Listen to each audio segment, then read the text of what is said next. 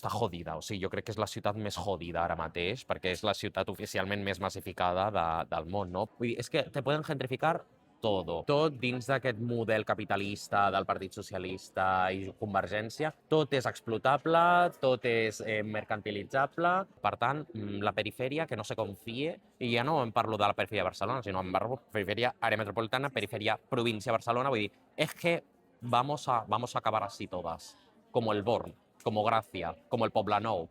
Ni puta gracia, hermana.